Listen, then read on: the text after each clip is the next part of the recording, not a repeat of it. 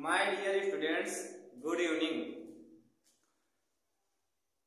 कुछ लोगों के कमेंट आए थे कि रासायनिक बलगति के बारे में थोड़ा सा अच्छे से समझाया जाए जिससे बोर्ड परीक्षा में आसानी हो सके।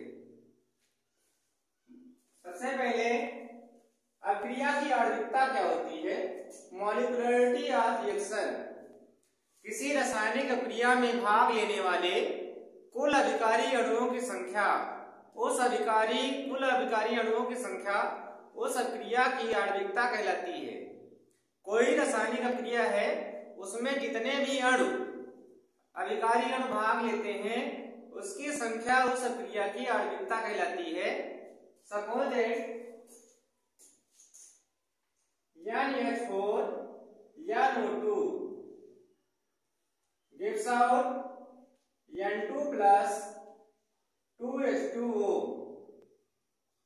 इस अक्रिया में केवल एक मॉलिक्यूल भाग ले रहा है, अतः यह यूनिमॉलिक्यूलर रिएक्शन होती है, एकाणुक अक्रिया होती है। एकाणुक अक्रिया होती है, यूनिमॉलिक्यूलर रिएक्शन होती है। H2 plus Cl2 gives out 2HCl।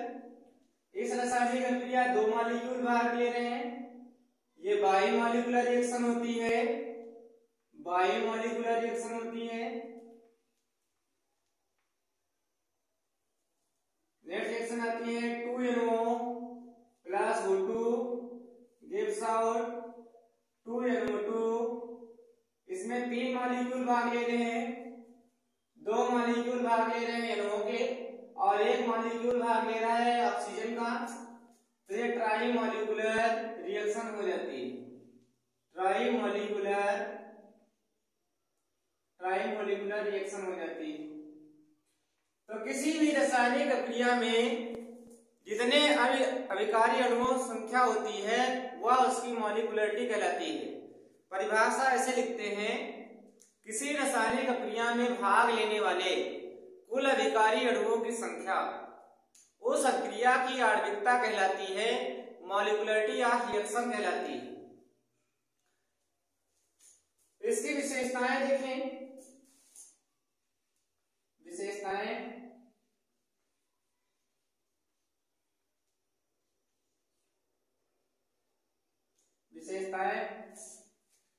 किसी भी रासायनिक अक्रिया में अक्रिया को देख करके उस अक्रिया की आणविकता को ज्ञात किया जा सकता है। जैसे सपोज दैट एक अणु भाग ले रहा है, एक आणुक अक्रिया, दो अणु भाग ले रहे हैं, द्विअणुक अक्रिया, तीन अणु भाग ले रहे हैं, त्रिअणुक अक्रिया होती।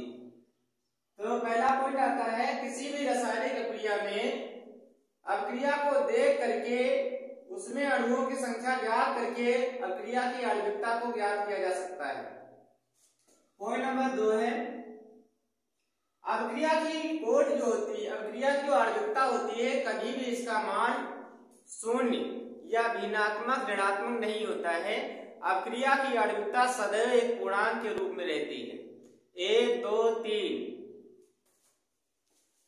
पॉइंट नंबर 3 आता है, किसी अक्रिया में अक्रिया की आणविकता का यह अर्थ होता है कि उतने ही अणु परस्पर एक दूसरे से टकरा रहे हैं। क्योंकि अधिकतम अणु आपस में नहीं टकरा सकते हैं या टकराना असंभव होता है, अतः अक्रिया की जो त्रिअणुक अक्रिया होती है या इससे अधिक अणुक अक्रिया जो होती है वो बहुत कम होती है। किसी भी रासायनिक अक्रिया में जो अक्रिया की आणविकता होती है उसका अर्थ ये होता है कि उतने अणु उसमें लगातार टकरा रहे हैं, अतः अक्रिया की जो आणविकता होती है वो 3 या 3 से अधिकतम नहीं होती है, बहुत कम होती है। 3 तो होती है लेकिन इससे अधिकतम बहुत कम होती है। नेक्स्ट सेक्शन आती है order of reaction. Order of reaction, अक्रिया की कोड, अक्रिया की कोड।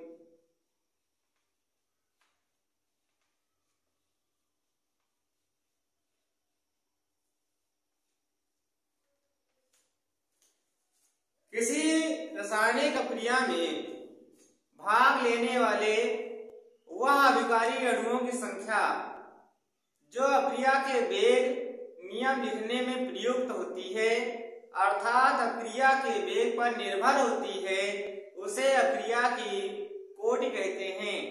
किसी रासायनिक अभिक्रिया में भाग लेने वाले वह अभिकारी अणुओं की संख्या जो अभिक्रिया के वेग नियम लिखने में प्रयुक्त होते हैं, अर्थात अभिक्रिया के वेग पर निर्भर होते हैं, उसे अभिक्रिया की कोटि कहते हैं।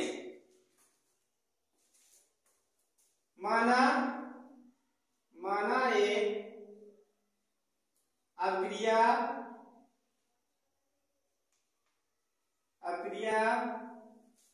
A plus B gives out C D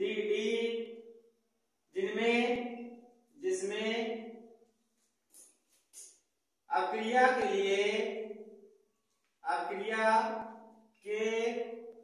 वेग के लिए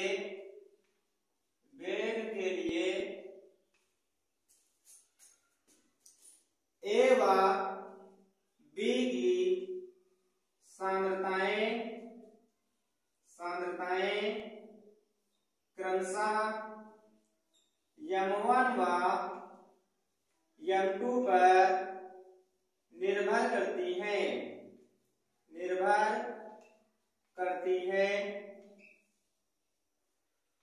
अतः अभिक्रिया की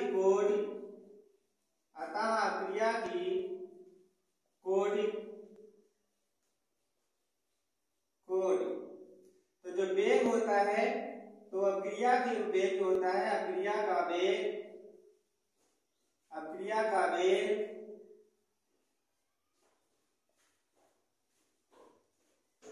ये हो जाता है यहाँ पर A और ये हो गया M1 इंटू हो जाता है M1 और इंटू हो गया B, ये हो जाता है M2 हो जाता है। तो अभिक्रिया की कोटि क्या हो जाती है? ऑर्डर ऑफ रिएक्शन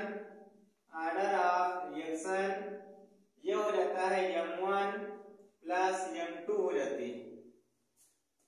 एक बार फिर से बताते हैं अभिक्रिया की कोटि।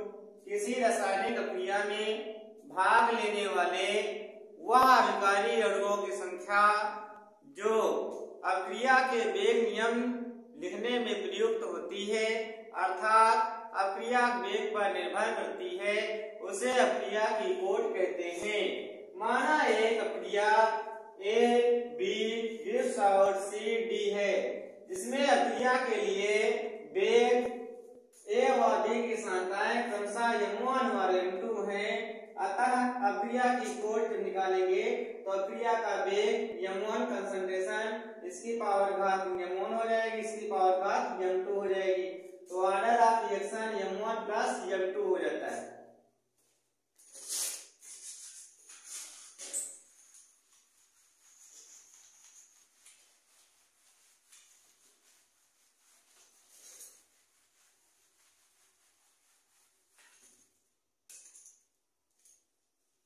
Suppose that example